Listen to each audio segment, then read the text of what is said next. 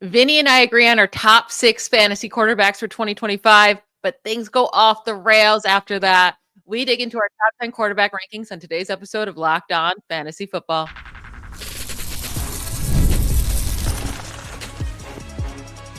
You are Locked On Fantasy, your daily NFL fantasy podcast. Part of the Locked On Podcast Network, your team every day. Welcome into the Locked On Fantasy Football podcast. Thank you for making us your first listen every day. I'm one of your co-hosts, Michelle Magdziuk, and when I'm not doing this, I'm a researcher and fantasy analyst with NFL Network.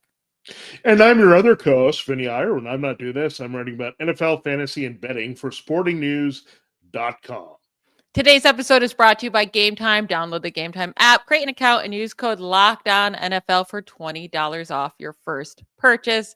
All right, on today's episode, we are going to start our quarterback rankings. We have already finished up our running back and wide receiver rankings episodes. That was all last week. If you missed those, go listen to them. This week, we're going to get to our quarterbacks and tight ends. We are going to go through all of our top 32 quarterback rankings, but today we're going to start with the top 10, and we have exactly the same players in our top 6. And then in our top 4, I mean, I think this is pretty much consensus with the rest of the fantasy community that Josh Allen, Lamar Jackson, Jalen Hurts, and Jayden Daniels are very regularly ranked as the top 4 guys for 2024 fantasy football. And we agree, but we do have it slightly different ranked among those. So we both have Josh Allen, number 1. Then Jalen Hurts, I have number 2. You have number 4. Lamar Jackson, I have 3, you have 2, and then Jayden Daniels, I have him at 4, you have him at 3. So let's discuss this group. Let's call them the Elite 4, right? Because they can do everything. They have the big arm, and then obviously all the mobility as well to get those rushing yards and rushing touchdowns. Let's talk about Josh Allen being number 1. I think that I don't really think we have to discuss why he's number 1 all too much. I mean, every single year he's quarterback 2 or quarterback 1, and he's so safe. And last year he was even quarterback 2 in total points and points per game with no weapons. It's not like they added a bunch of weapons, but we just think Lamar might come down to earth a little bit more, while Josh Allen will do exactly what he always does. But my question to you, Vinny, is are you willing to draft him in the second round? So going very high cost. His ADP is 22nd overall. So, back end of the second round, if you play in a 12-team league, are you willing to pay that price? Yeah, I don't rule out taking any player at any spot, even the quarterback rule or the tight end rule. I always keep my options open depending on how the flow of a draft is going, right? In some leagues, Josh Allen will go as early as the first round. In some other leagues you play in, he's going to drop to the third or fourth round because the people you play with are a little bit wise to waiting on the quarterback, depending on what's going on. And we're only talking about 1 quarterback league, Superflex, 2 QB leagues. We're going to make most of these guys a high priority and take them back to back in a lot of cases. Now, when we look at Josh Allen, I mean, there's an opportunity cost that comes. You just kind of have to live with it. The bottom line is, are you comfortable with what you might give up in another position to get a sure thing with Josh Allen and not worry about quarterback all season long? You're not going to be really streaming. You're just going to be looking for a quarterback during his bye week, and you're going to set it and forget it, because the other thing with Josh Allen that also makes him the number 1 pick, he's extremely durable. He doesn't miss games. So you can just put him in there, and he's not going to get hurt. He's going to produce more times than not what you're looking for. So in terms of that, he's one of the safest high floor picks. If you think about it, I mean, that's just, what you're going to get. You don't have to worry too much about it. Well, his value has gone up, but say you're sitting there, I think, in the second round, I think I want to wait a little bit on Josh Allen. But if your draft, you get in the third and Josh Allen's still on the board, that's where you want to go. So I think there is a little bit of separation between him and Lamar Jackson. I know we haven't seen Lamar in his offense for more than 2 years, but it's hard to beat much better than he was last year. The case can be made his numbers are really more MVP worthy than Allen, but he really hit a potential ceiling, which is not to say he can't duplicate it or come close and still be a very effective scorer, but Allen just gets it done in so many ways that you have the path there. So when we're looking at it again, I would not rule out taking either one of these guys just because they can carry your team. There's some volatility, we know, at running back and wide receiver. And if you're just a person who says, hey, I'm going to play the zero RB or hero RB game, you can do this a little bit more, and he would be one or Jackson would be one I would target early. Just keep in mind you're going to have to take a shot at your running back too, whether it's Omarion Hampton, one of the younger rookies there, where if you wait a little bit, you'll get like a starting back like a Bucky Irving that you can trust maybe in the top 12. So those are just the things that you have to weigh when you're drafting these quarterbacks early. But that's why we're drafting these quarterbacks early, right? They're safe. They're going to be what they are and have little volatility when we take them. Yeah, and the reason we have Josh Allen over Lamar Jackson, you brought up the injury history, right? Josh Allen has just been way more durable.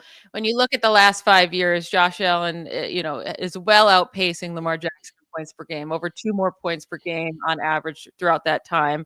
We've seen more inconsistency from Lamar Jackson from year to year. And yes, even though it looks like there was a big gap between Lamar and Josh Allen at 1 and 2 last year, Josh Allen's points per game has his week 18 total in there, which he only suited up to get like the streak of starts that he hasn't missed any games. He only played 1 play. So if you take that out, the gap is much, much closer. So that's why we feel much better about Josh Allen. But Lamar Jackson is going just 1 spot behind Josh Allen in ADP, average draft position. I do think that's just probably the worst ADP among this group of these top 4. Because of what we've seen with, yes, he was quarterback 1 last year, but quarterback 3 on average in 2023, quarterback 6 in 2022, quarterback 9 in 2021, quarterback 8 in 2020. It hasn't been always as dominant as we've seen from Josh Allen. So I think it's a lot riskier. His touchdown percentage was incredibly high last year. And we've seen that from him before in 2019, where he was at 9% for his pass touchdown percent.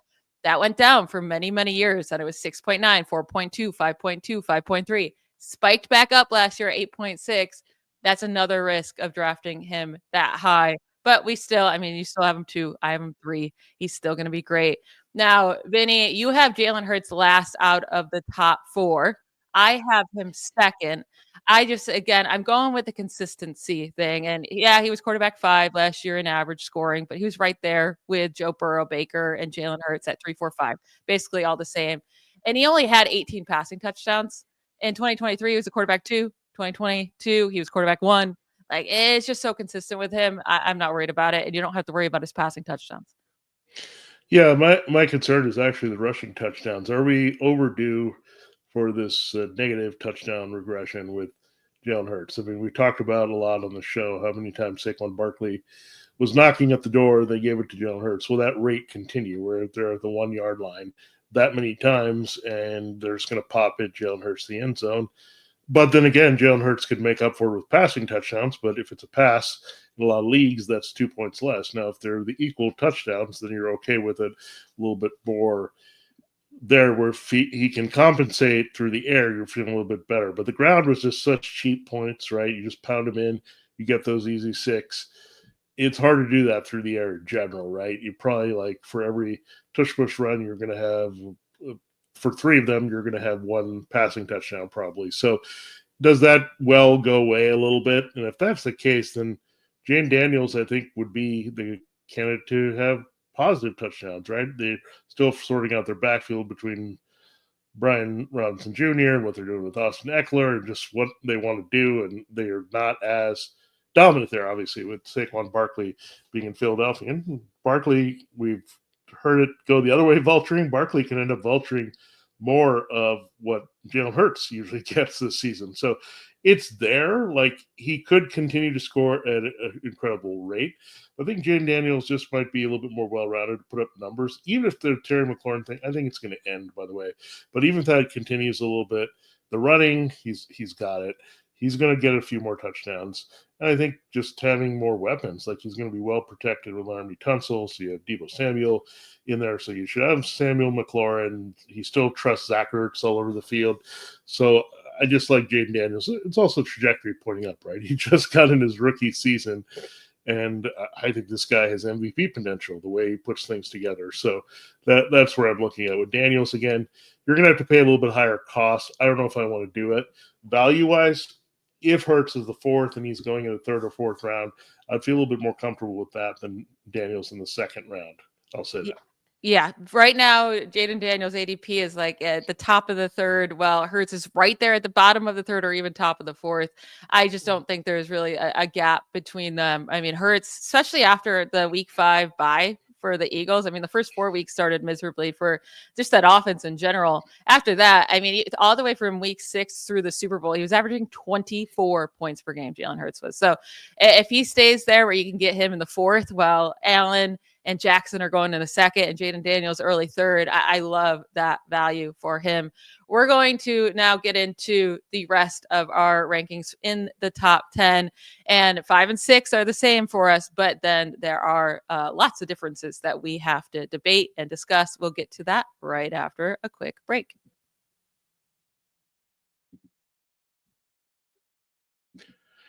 This episode is presented by Yahoo Fantasy. It's the best time of year. NFL kickoff is almost here, and that means fantasy football season is back in full swing. And this year, Yahoo Fantasy is turning things up with a fantasy football experience like never before.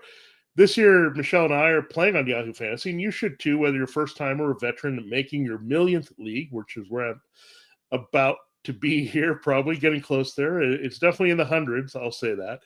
And again, I'm already set up on a couple Yahoo leagues. I'll probably have a couple more coming as well. I'm setting the draft time. It's all that good stuff that you've come to know, very familiar and very easy to use. And just the updates are also helpful, right? They're always looking for improvements. And this month in particular, they're updating everything they can because they're celebrating 28 years of fantasy football greatness. And to celebrate those 28 years of fantasy football greatness, Yahoo Fantasy is dropping 28 big new features over 28 days throughout August. It just started here. To kick it off, they've just dropped Yahoo Fantasy Guillotine Leagues, a killer new way to play fantasy football at Yahoo, where the low-scoring team gets eliminated each week until there's one team left standing. With the season around the corner, now's the time to get your league together and give this new mode a try. If you're more into the classics, you can still play head-to-head private leagues or join a public league. Stay tuned for more killer announcements and start playing Yahoo Fantasy Football now only at yahoofantasy.com/lockedonnfl. All right, Michelle, time to continue looking. We'll go beyond our top tier of quarterbacks in the rankings. We're looking at 1 through 10 roughly. Our 1 through 10s are a little bit different. So that comes into play here with what Michelle and I are doing. But one thing we do agree on is the placement of Joe Burrow and Baker Mayfield. This is in line with a lot of consensus. Joe Burrow 5, Baker Mayfield 6. These are pretty much close to where they finished last year. So, Michelle, break this down for me. I mean, who's the better value here between these two guys? I think we talked about it a little bit, but Joe Burrow versus Baker Mayfield is very interesting to me. Yeah, I mean, it's a pretty big difference here in their average draft position. Right now, Burrow is going one spot after Jalen Hurts. So he's going with these elite four. He's going, they're putting him in that group. He's going 37th overall, right? So top of the 4th round, maybe even the bottom of the 3rd round. While Mayfield is going 66 overall. You can get him in the 5th round. Let's hit on Joe Burrow first, because it's not like I think he's a bad pick. Obviously, he's quarterback 5. I just don't know how much value you're going to get from him spending up like that. So the last 2 healthy seasons, he's been absolutely fantastic. 2024 and 2022, average exactly the same points per game, 21.9 and 21.9. And that's great. He was good enough to be quarterback 3 last year. His touchdown percentage isn't crazy any of these years. It's, between 5 and 6. That's plenty doable. We expect him to be great. My biggest issue with taking him that early, right around Jalen Hurts, is that with Hurts, with Lamar, with Josh Allen, we have seen seasons where they're scoring 24, 25 plus points per game. And that's the true difference maker, guys who are winning you leagues, even though you use that high draft pick on them. The 21.9, you're going to be happy with, 21 to 22. It's just not, I don't think he has that ceiling of just having that absolutely insane year when he scored 43 passing touchdowns last year. And it was still, he couldn't get to that extra step that those other guys can. And now with Mayfield, I mean, I feel like they're pretty much in very similar situations. Have a great offense around them. They both are projected to throw a ton and have bad defenses, throw a bunch of passing touchdowns. So if I'm going with one, I'm going to take the guy who's going 3 rounds later in Baker Mayfield. Yeah, we'll see how it plays out that way. But then the counter argument could be, if you're waiting already for Baker Mayfield, should you wait even more and go there? And is there a line drawn to be showing that does Baker Mayfield belong in the tier? And look, if you think he does, then it's a really good value pick. But some people might see, oh, there's a run of Hurts and Burrow off the board. I got better go get Baker Mayfield, and all of a sudden he's not available to you. Might as well wait a little bit longer. So it's kind of interesting, right? They're pretty close. Mayfield was very productive last year. I think people are a little bit worried about the offensive change, and I think that's fair. But we were worried about it last year, and it actually went up in scoring. So I think Joe Burrow has, I'll call it the unofficial MVP line. And the MVP puts up crazy numbers. I know Mahomes is floating out there, and he can always win MVP. But these are guys putting up those massive numbers and winning potentially that can do that. I mean, any of those guys we know, Allen and Jackson, definitely can, right? And Daniels and Hurts have that potential. So I think that's the thing is like Joe Burrow is more likely to duplicate his season in 2024 than Baker Mayfield is. It's just the bottom line. I mean, there's just a lot of changes. Liam Cohen, that's a big loss, right? I mean, there was one thing with Dave Canales, but Liam Cohen improved on Canales, and Mayfield did have a comfort level with Cohen. But I want to see what they can do with Josh Grizzard. Is this going to be the same thing? Or we're going to see all receivers out there? Can we trust Emeka Ibuka? Like, I think he's going to be good, but then Chris Godwin may not be in the mix for a while. So I look, it's close. I think Joe Burrow's a better like overall talent than Mayfield, but we're looking at pure numbers here. And Mayfield, again, we have to see if he can bridge that gap. If he can, then he obviously is a better value. But again, I have more of a tendency to maybe draw a line and make kind of Joe Burrow the unofficial like tier by himself behind those four guys, and then go to Mayfield. And I think that's completely fine, right? And I definitely, if they were going to the same round or even close, I'm taking Joe Burrow. But because there's a good 3-round difference almost, that's where I'm like, you're talking about you can have Joe Burrow and Aaron Jones in your starting lineup, or Baker Mayfield and Marion Hampton, or Joe Burrow and Travis Kelce, or Baker Mayfield and George Kittle. Like, that's a pretty big drop off of that second guy when you're deciding to go Burrow over Baker Mayfield. So that's the worry there. But moving on, we like both of these guys, and I think you're going to be happy with either one. Now we have very different quarterback 7 here, especially mine. I have Justin Herbert at quarterback 7 in my rankings. This is one of our biggest differences, probably across all of our rankings. You have him down at quarterback 15. Which I say down, you are definitely more on par with ADP right now. Justin Herbert is sitting at quarterback 14 in average draft position. And then your quarterback 7 is Justin Fields. And I also really like him this year too. He's my quarterback 10. But why I have Herbert so high, he has not finished this high since 2021. It's been a very long time.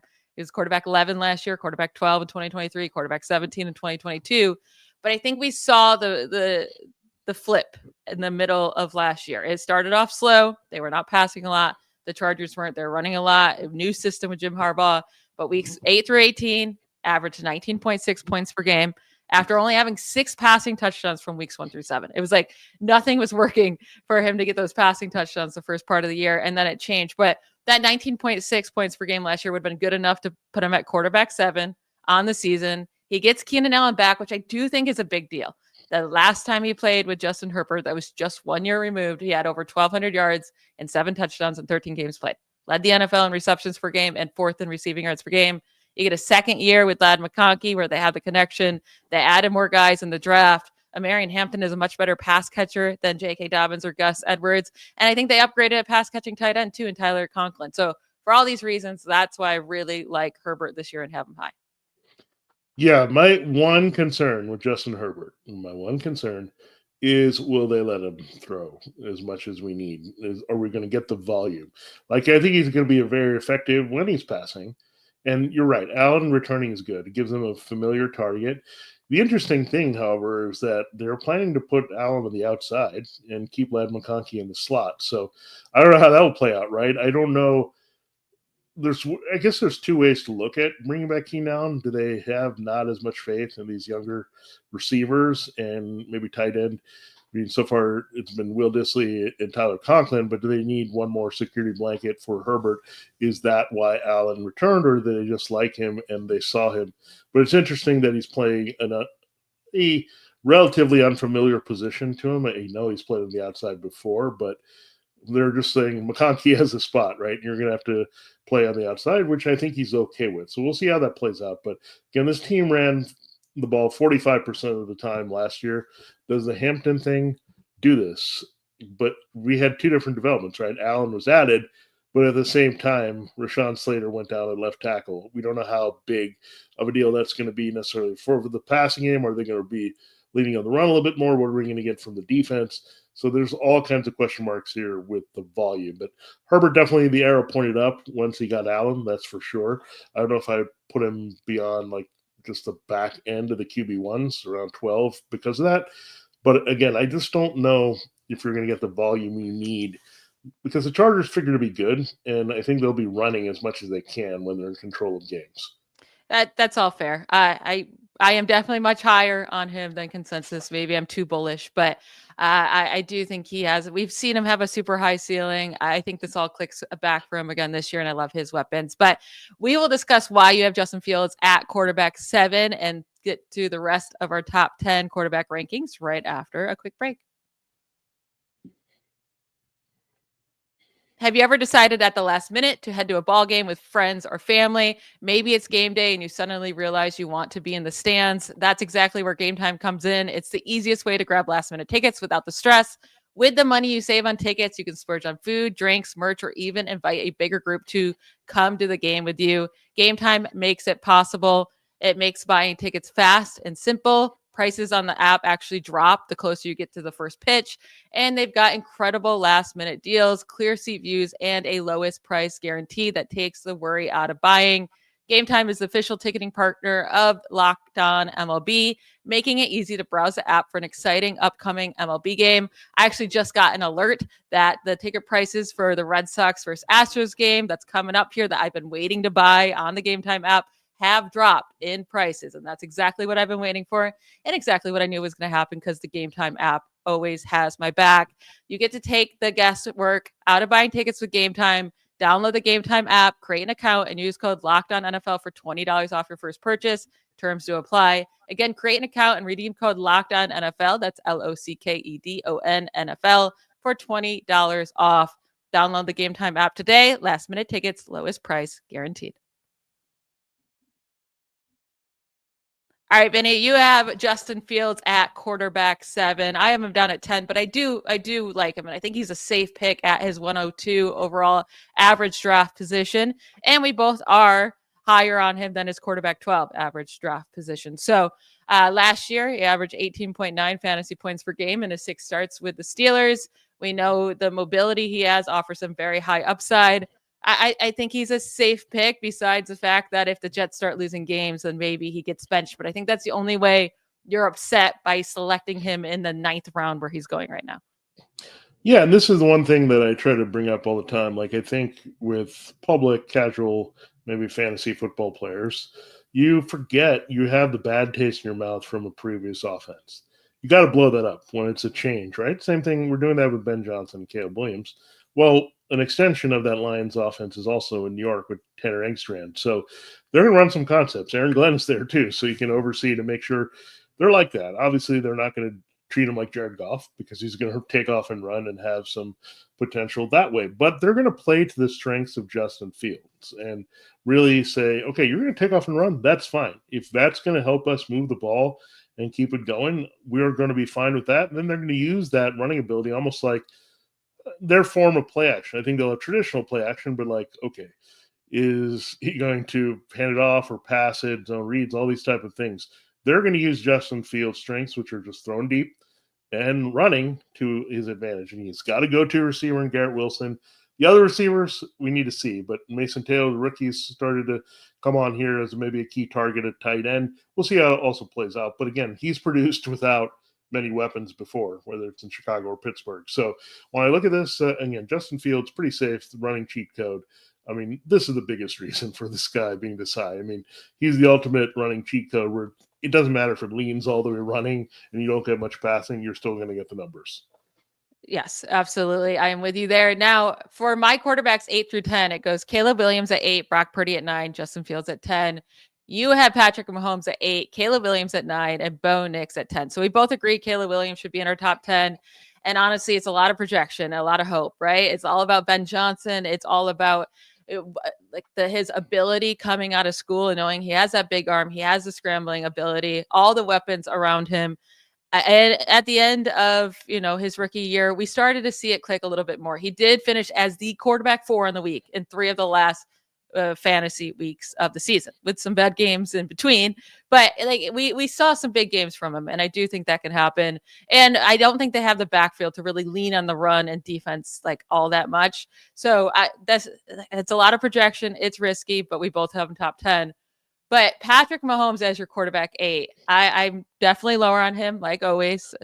I have him at quarterback 12. Now, we're both lower on him than his average draft position of quarterback 6, and we both agree, we're not touching him in the 4th, 5th round, wherever where he's going. Quarterback 12 last year overall, quarterback 14 on average in 2023, and then obviously all the years prior in his career, he was so good, but it's been 2 straight years of very disappointing production. I don't really know what changes for him this year, so that's why I'm keeping him out of my top 10. Yeah, this is a very hard group for me to rank. I'll just be straight up honest with that. All the way actually through Brock Purdy, where I have Mahomes, Williams, Nix, Murray, Prescott, Purdy. You have Williams, Purdy, Fields, Prescott, Murray, Mahomes.